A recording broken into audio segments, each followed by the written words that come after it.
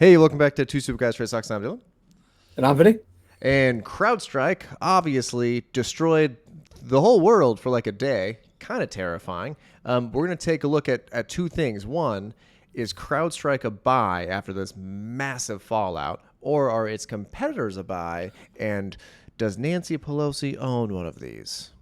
Shocking. Nancy. Spoiler alert, she does. Did she know about it? I'm just kidding. Probably not. That's way too long ago.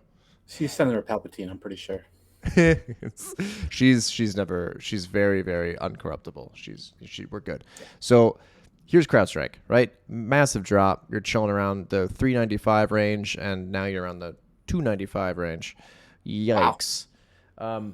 The reason why we're doing this video is a lot of times when a company has really negative sentiment, sometimes that's the time to buy. So we've done this a couple times. But before we show you those charts, do you realize how high they went in 1 year?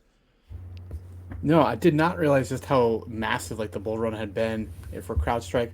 And correct me if I'm wrong, but the last like 10% of that move was after this fiasco. So I don't know what was leading into CrowdStrike having a fall the days prior. Maybe Nancy knew this was about to happen.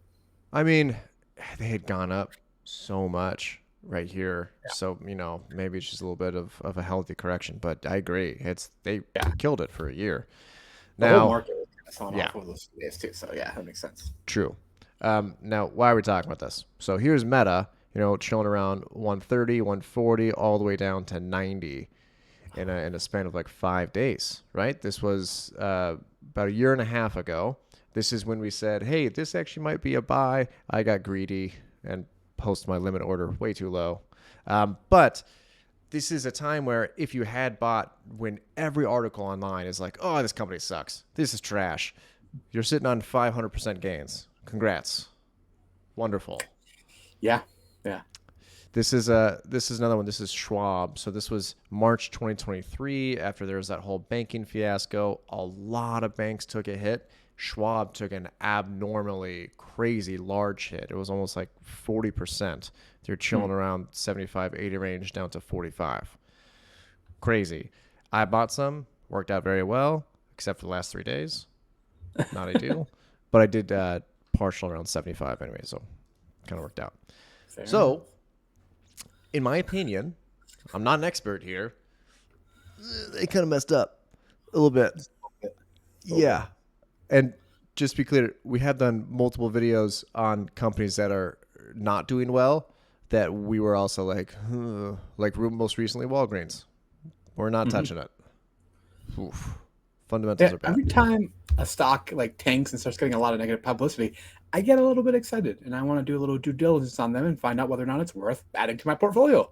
Like, is this thing on sale and deserves to be selling for that higher price that it was before the episode? Right. That's always the question. CrowdStrike? I don't know. Let's see. So we're not going to look at fundamentals of CrowdStrike because I'm going to be honest. You have Elon Musk saying, hey, we just deleted CrowdStrike. This was bad, guys. There was people that couldn't call 911 that needed help. This was dangerous.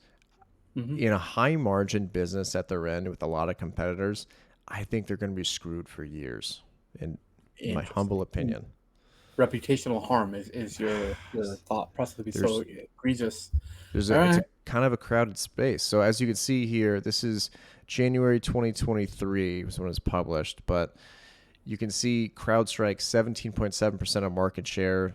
Microsoft below that. You have some of these other companies. I'm assuming in this 37.6%, Palo Alto is in there, but I don't know why they didn't show it. Here is the CrowdStrike marketing site, right? So you go into CrowdStrike, like, hey, why should you choose us? And then under Palo Alto, you can compare hard to deploy, hard to use, harder to manage. Oof. Okay. I don't think Palo Alto stopped the entire airline, banking, healthcare business on the planet. So by easy to deploy, they meant that just like, the automatic updates would certainly be, there in the background and you wouldn't have to worry about them. But for sure. That seems that they went properly. You know who I kind of feel bad for is the sales force for CrowdStrike because going forward, they have a tough job. It's going to go poorly. All right. So here's a list of competitors, right? Anytime something like this happens, you could always see if, hey, is there a way to make money on this? Um, Here's the biggest list of endpoint cybersecurity competitors. Now, Trellix and Sophos, they're private, so can't do anything. And Trend Micro is on Tokyo. All right. Okay. But other than Sentinel, Palo Alto, Microsoft, Broadcom, why are there two green ones, Vinny? Green ones because somebody bought them, maybe Hmm. anticipating something like this happening. Good old Nancy Pelosi, Nancy. killing it. So I got to do a little bit more due diligence here, but I think I am going to go in on this trade because Nancy's batting 1,000% just all the time. Um, she's only had a better like lifetime return than Warren Buffett by 10%. So Yeah. that's cool.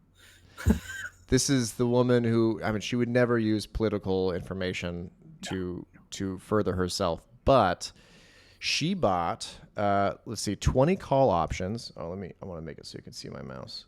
20 call options with a strike price of 800. Now, it's really 80 because they did a 10 for 1 split. So this Okay. 800 is not correct, but she bought it before the split. Expiration date June 20, 2025. It is right back to where she bought. Okay. Yeah. Interesting. Interesting. Let's look at another Yeah. one. Oh, timed this one perfectly. Good job, Nancy. Killed it. This is Palo Alto, one of the companies who perceivably could have a huge gain of market share. Yeah. Same thing. Strike price $200, 20 call options, 117.25. Man, she's so good at timing. This is crazy. Yeah. Or, if you don't want to pick, you can always just buy the ETF, Nancy, NANC. That's the ticker symbol for Is the it? Nancy Pelosi tracking ETF. Yeah. I Okay. looked it up. All right, there we go. That's always good when you have an ETF based off of your stuff. So Yeah. I if anyone knows in the comments why she buys crazy in the money calls, I like it. It's not so much Palo Alto, but like this one, her calls are at 80. The price of the stock is at 160. That is I'm very interested to know like what the logic of that is. If anyone knows. I don't think it's anything particularly nefarious. If that's it's No, just it's a I think it's leveraged bet, nefarious. right? When Yeah, you own a deep in the money call, it acts much more stock like. That's the idea. yeah. So it's just her having a levered bet that there'll be a significant bullish kind of run in these particular companies, which she does that trade on. But I guess like, why 80? Why not 100? I don't know. It seems odd. Maybe she just chose it. Yeah. She knows something. So yeah, I am going to be staying away from CrowdStrike on this one. Just like we stayed away from Boeing when it hit 180. It did have a little pop, went right back down to 180. So yeah, I am feeling Broadcom. Do you know anything about Broadcom? No, Yeah, me this neither. is an entirely new sector for me, so can't Same. really comment intelligently. Yep, me too. But Nancy bought it, so I'm good. All right, Yeah. guys. Nancy.